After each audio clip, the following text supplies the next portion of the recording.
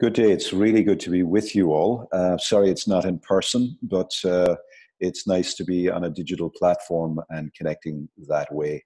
I am currently in Dublin, Ireland, and April has very kindly invited me to join the conversation and to share some thoughts around asset mapping. My name is Cormac Russell, and I am, along with April, a fellow member of the ABCD Institute at DePaul University in Chicago. And as I'm sure you will all know, we have a reach now across the world. So I take some responsibility for being the director of European process. And as I say, I'm here in Dublin, Ireland today. I head for Chicago tomorrow morning.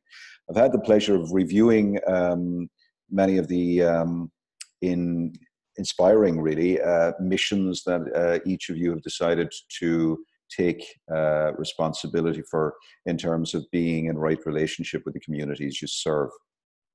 So to an extent, because my time is quite limited, I have about a little over 5 minutes to speak with you. I'm going to very quickly move into the core content. I want to speak about asset mapping and how we can use it in a way to ensure that we achieve authentic relationships and empowering relationships with citizens and with core partners who are practitioners in serving citizens to work together and to create the kinds of outcomes that you are hoping for in the various projects that you've been funded to initiate. So asset mapping, one of the first things I want to say about asset mapping is that I think as a method, as a tool, like any tool, it must be understood in the context of what it can't do as well as what it can do, its limits. Just in the same way that you wouldn't use a tin opener to chop down a tree or an axe to open a tin of beans, we have to be very thoughtful about what it is that the tool of asset mapping is really for. So we can say, and indeed what it's not for. So we can say that it's not for making lists. I've often encountered people who have done asset mapping and created these most elaborate pictures of what they feel are the assets in the community. Often they've done it to the community rather than enable the community to do it themselves. They create either on digital platforms or through artistic means or 3D, they create representations of what they have identified as assets. And then they say to me, but nothing has changed.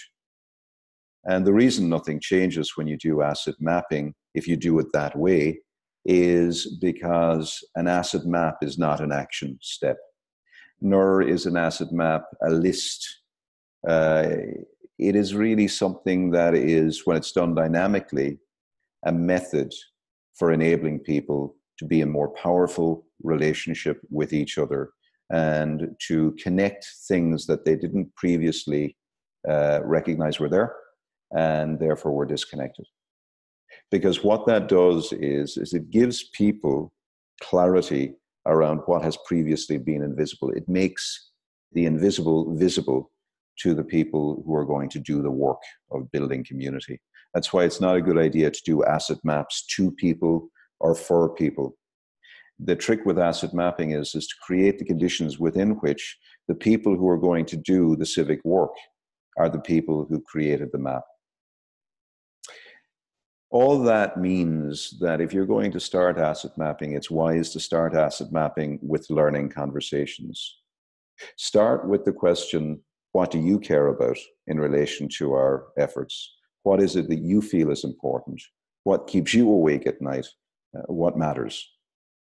When we start the question, what matters to you that you'll contribute to doing some work around, then we can sit down and have a follow-on conversation, which is, where are the resources that will enable you to take what it is you care about or you're concerned about into some measurable action with the neighbors and with key partners? So one of the things that's really important to recognize with asset mapping, if you build it on the back of learning conversations is that you're not just engaging with people so that you can get them to engage with your service, but you're engaging with people so that they're more civically empowered, that they're flexing civic muscle, and that they're working in more effective partnership. You know, not all assets are created equal. Some assets are very definitely unequal. Now, I often think of assets at three levels. So you have primary assets, which are local and are within the influence of local citizens. Now, I mean citizens in the sense of the people who sleep in neighborhoods, who walk in neighborhoods, who work in neighborhoods perhaps. And I don't mean work in the sense of they fly in and they fly out, but they're actually embedded and invested in the cultural, the economic, and the associational life of that living place called the neighborhood. So primary assets are the first level of assets that you will see in a really good asset mapping process. The second, as you'd anticipate, are called secondary assets. And these are assets that are local, but for various reasons have fallen outside the influence of local people.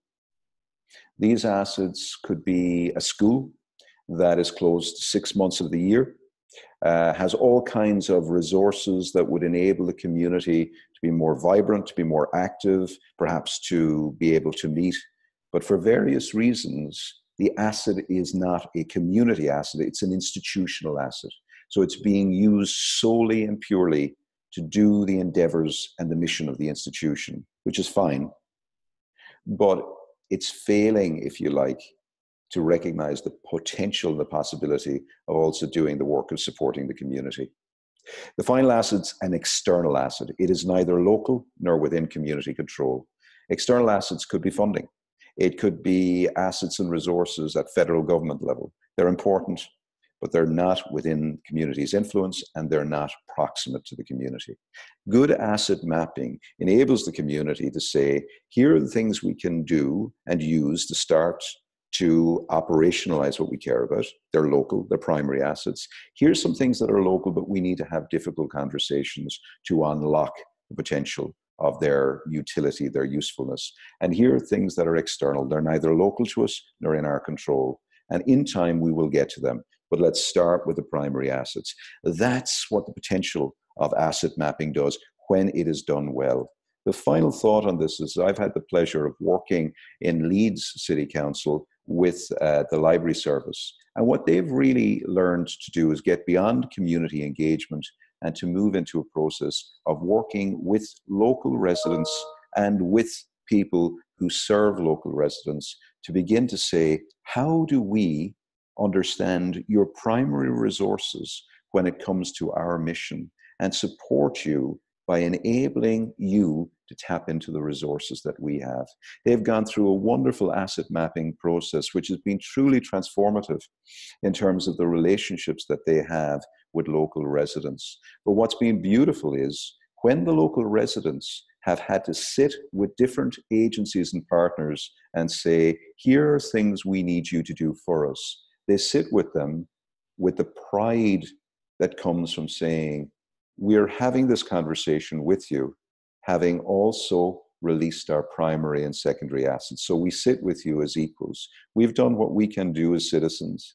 We've done some things in partnership with other agencies, but now here are the services that by right of citizenship we need and require. And that equity of partnership, that equity of conversation is so important, I think, in terms of social justice. So in summary, I would say that asset mapping, when done well, creates three shifts. It shifts the conversation from content to contact.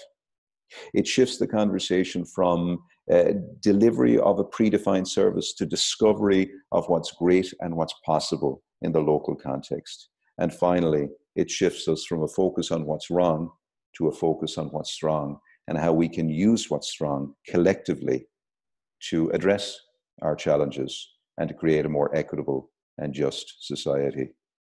It's been a pleasure to be with you. I wish you well in your work. And remember, as you do the asset mapping, the key thing is to keep it relational. Thank you.